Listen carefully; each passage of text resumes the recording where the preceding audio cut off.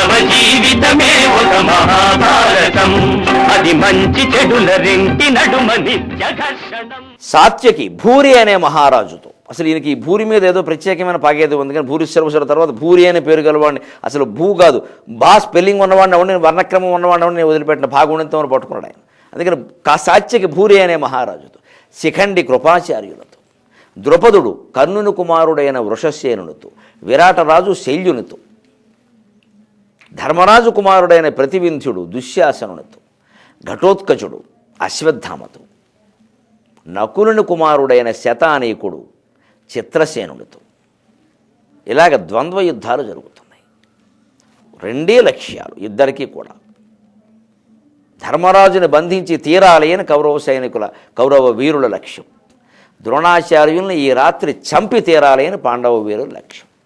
ధర్మ బంధనం ద్రోణ వధ పంద్యాలుగా సాగుతోంది ఇక్కడ. ఇంత భయంకరంగా సాగుతున్నటువంటి యుద్ధంలో రెండు పంద్యాలు భయంకరంగా నడుస్తున్న చోట ఎవరెవరితో ద్వంద్వ యుద్ధాలు ఎవరెవరు చేస్తున్నారో మనం చూసుకున్నాం. కాబట్టి ఎవరెవరి సంగతి ఏమిటో కూడా తెలుసుకోవాలి.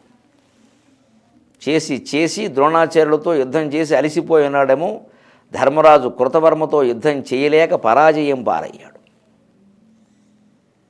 ఈ భూరి అనే మహారాజు అయితే సాత్యకి చేతుల్లో చచ్చేపోయాడు. గొడవలేదు, ఓ పని అయిపోయింది. అశ్వత్థామ ఘటోత్కచుడి చేతుల్లో మూర్ఛపోయాడు. మరి అస్తమానం ఒకళ్ళే నెగ్గుతారా? మళ్ళీ తేరుకుని అశ్వత్థామ ఘటోత్కచుడిని మూర్ఛపోయేలా చేశాడు.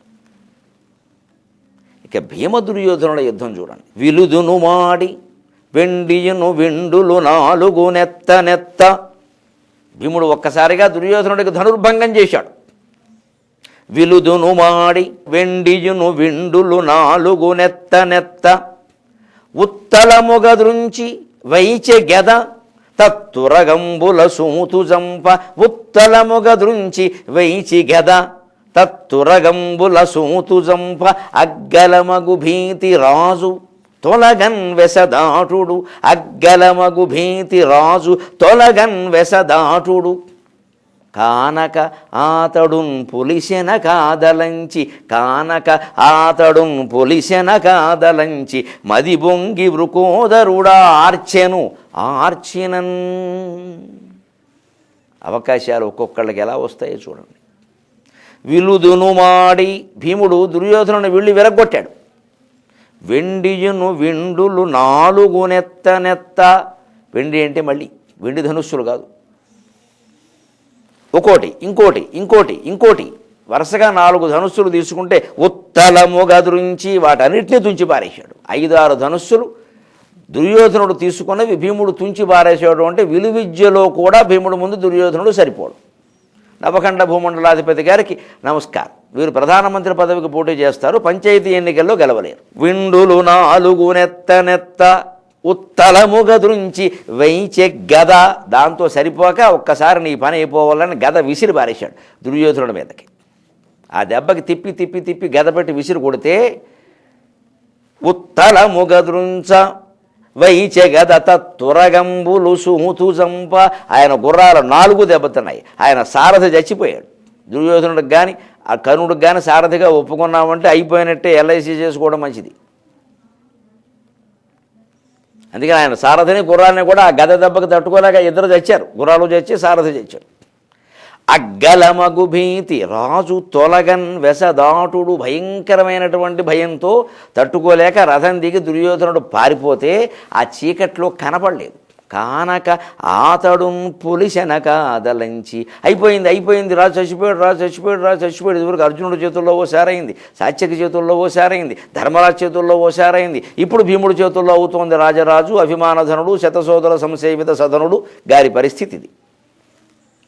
మీసాలు తిప్పడం, కిరీటాలు తిప్పడం, పాటలు పాడడం, జూయట్లు పాడడంగా దుర్యోధనుడి గురించి తెలుసుకోవాలి. పరిగెట్టాడు. ఆ చీకట్లో కనపడక పరిగెడుతూ ఉంటే చచ్చాడు అనుకున్నారు. పులిసెన కానక ఆతడున్ పులిసెన కాదలంచి. పులి ఉంటే చనిపోవడం అయిపోయాడు అనుకున్నారు.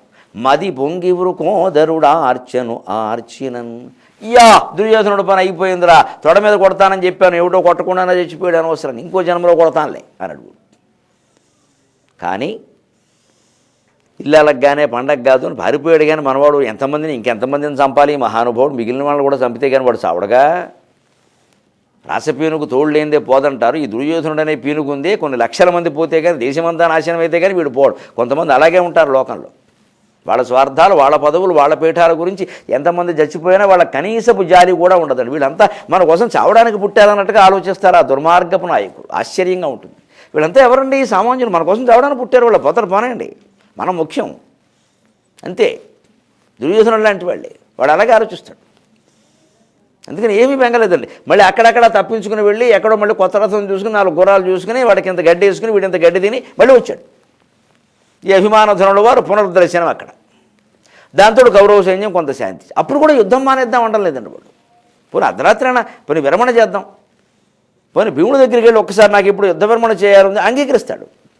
ఇక ఆయనకి ఇష్టం లేదు కానీ ఒప్పుకోలేదు. అలా ఎందుకంటాడు? అప్పుడు సరిగ్గా అదే జరిగిన యుద్ధంలో సహదేవుడికి కర్ణుడికి యుద్ధం జరుగుతోంది. సహదేవుని ధనుర్భంగం చేశాడు కర్ణుడు. ఆయన కత్తి డాలు పట్టుకుని వచ్చాడు. ఆ 2 విరగ్గొట్టాడు కర్ణుడు. ఆ పైన గద పట్టుకుని వచ్చాడు, దాన్ని కూడా భంగం చేశాడు.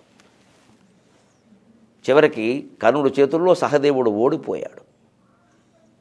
అతని బాణాల కంటే వాగ్బాణాలే సహదేవుడిని ఎక్కువగా బాధపెట్టాయి.